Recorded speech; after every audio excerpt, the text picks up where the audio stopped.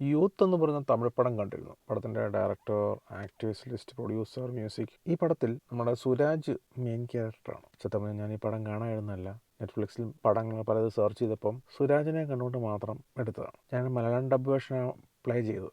പക്ഷേ മലയാളത്തിലോട്ട് വരുമ്പം സുരാജിൻ്റെ സൗണ്ട് വേറെയാണ്. ഞാൻ തമിഴ് വേർഷൻ ഇട്ടു. തമിഴ് വേർഷൻ ഇട്ടപ്പം സുരാജിൻ്റെ ഒറിജിനൽ വോയിസിലാണ് പടം പോയിരിക്കുന്നത്. പുള്ളി തമിഴ് നല്ല വൃത്തിക്ക് സംസാരിക്കുന്നുണ്ട്. അത് പുള്ളിക്ക് ആ തമിഴ് അത്യാവശ്യം പുള്ളിക്ക് ഇണങ്ങുന്നുമുണ്ട് കേട്ടോ. പുള്ളിയുടെ മകനായിട്ട് അഭിനയിക്കുന്ന ചെറുപ്പക്കാരൻ, അദ്ദേഹം എനിക്ക് തോന്നുന്നു തമിഴ് ഇൻഡസ്ട്രി ബാക്ക്ഗ്രൗണ്ടുള്ള ആളാണെന്ന് തോന്നുന്നു. ഈ ചെറുപ്പക്കാരൻ അത്യാവശ്യം നല്ല ഭംഗിക്ക് അഭിനയിക്കുന്നുണ്ട്. അയാൾക്കണ്ട് 25 വയസ്സ് പ്രായമുണ്ട്. പക്ഷേ ഒരു സ്കൂൾ ജീവിതം, ആ 10th പ്ലസ് ടു തൊട്ട് കയറുന്നതാണ് കാണിക്കുന്നത്. പ്ലസ് ടു ക്യാരക്ടർ ചെയ്യുമ്പം നല്ല ഭംഗിയായിട്ട് പുള്ളി ചെയ്യുന്നുണ്ട്. ആ ഒരു സ്കൂൾ ഗോയിങ് ബോയ് ആ ഒരു ഏജ് പിടിച്ചിട്ടുണ്ട് കേട്ടോ.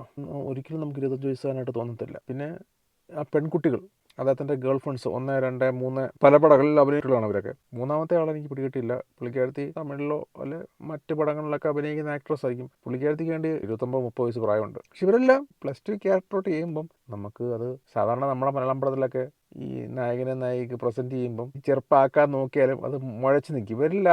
ബോഡി ലാംഗ്വേജ് ഒരു പക്ഷേ അവരെ ട്രെയിൻ ചെയ്തെടുത്തായിരിക്കും. ആ ഒരു പ്ലസ് ടു ക്യാരക്ടറിലോട്ട് ബോഡിയൊക്കെ ട്രിം ചെയ്തെടുത്തായിരിക്കും. എന്നാലും നല്ല ഭംഗിയായിട്ട് ചെയ്തിട്ടുണ്ട്. സുരാജ് നായകൻ്റെ ഫാദറാണ്.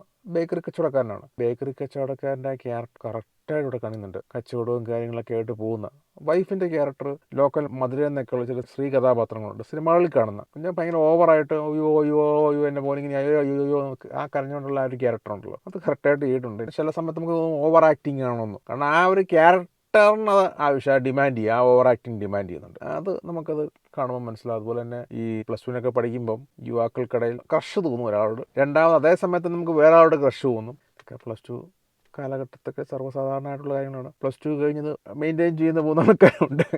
അതൊക്കെ ഓരോരുത്തരുടെ വ്യക്തിപരമായ കാര്യം. ഈ കഥാപാത്രം അങ്ങനെ ഒരു ക്യാരക്ടറാണ്. നമുക്കത് കാണുമ്പോൾ മനസ്സിലാവും. ബോറായിട്ട് പോകുന്ന കൂട്ടുകാരുടെ ക്യാരക്ടറിനത് ഭയങ്കരമായിട്ട് ഓവറായിട്ട് എക്സ്പ്രഷൻസ് ഇടുന്നുണ്ട്. ഒരു കൂട്ടുകാരനുണ്ട്, ഇയാളൊക്കെ ഭയങ്കരമായിട്ട് ഇങ്ങനെ അതിൻ്റെയൊക്കെ ആവശ്യം. തമിഴ് പടത്തിൽ നായകൻ്റെ കൂട്ടുകാരെന്ന് പറയുമ്പം ഓവർ എക്സ്പ്രഷൻസ് ഇടുന്നുണ്ട്. പൊതുവെ നമ്മൾ കാണുന്നതാണ്.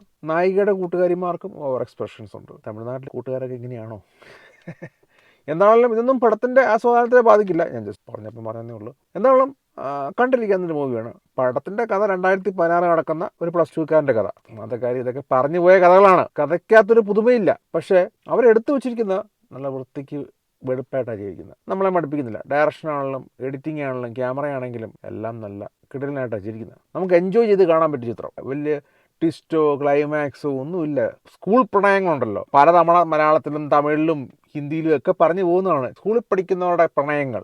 പ്ലസ് ടു എന്ന് പറയുന്നത് സ്കൂൾ ലൈഫ് തന്നെയാണല്ലോ, ഡിഗ്രിയിലോട്ട് പോകുന്നില്ലല്ലോ. ആ ഒരു പ്രണയം, അവരുടെ പഠിത്ത സമയത്തുള്ള ടീച്ചർമാരോടുള്ള കമ്മ്യൂണിക്കേഷൻസ്, കൂട്ടുകാർ, വീട്ടിലെ പ്രശ്നങ്ങൾ, പരീക്ഷ പാസ്സാവണം, ഫെയിൽഡർ ആവുമെന്നുള്ള പ്രശ്നങ്ങൾ, നാട്ടുകാരെ ഫേസ് ചെയ്യുന്ന കാര്യങ്ങൾ, പ്ലസ് ടുവിന് ശേഷം എന്തിനു പോവും, പഠിക്കാൻ പുറകോട്ട്, പിന്നെ സക്സസ് ആവുന്നു. ഇതൊക്കെയാണല്ലോ ഈ സ്കൂൾ ജീവിതത്തിൽ നിന്ന് പ്ലസ് ടുവിലോട്ട് കയറി നമ്മൾ ഡിഗ്രിയിലോട്ട് പോകുമ്പോൾ നമുക്ക് ഉണ്ടാകുന്ന ആ ഒരു മാറ്റങ്ങളുണ്ടല്ലോ. അതൊക്കെയാണ് ഇവിടെ പറഞ്ഞു പോകുന്നത്. ഇയാൾ പഠിക്കാൻ വലിയ മിടുക്കൊന്നുമല്ല, ഇയാൾക്ക് അത്യാവശ്യം ഉഴപ്പൊക്കെ ഉണ്ട്.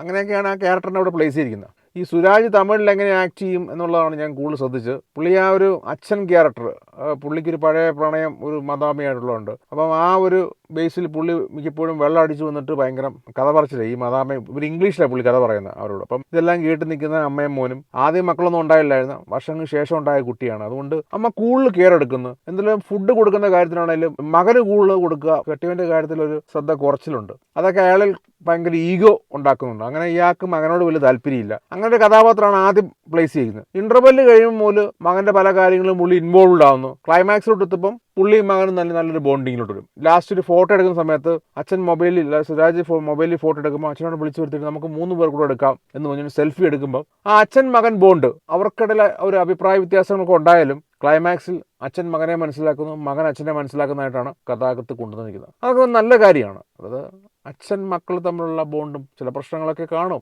അതിൽ സ്റ്റിക്ക് ഓൺ ചെയ്യാതെ ജീവിതത്തിൽ മാറി ചിന്തിക്കാനൊക്കെയുള്ള അവസരങ്ങൾ ഈ സിനിമയിൽ കൂടെ കണ്ടുകൊണ്ടിരിക്കുന്ന പലർക്കും കിട്ടും. വീഡിയോ ഇഷ്ടപ്പെട്ടെങ്കിൽ ലൈക്ക് ചെയ്യുക, ഷെയർ ചെയ്യുക, സബ്സ്ക്രൈബ് ചെയ്യുന്ന കാര്യം ഒന്ന് പരിഗണിക്കുക കേട്ടോ. Okay, bye, take care.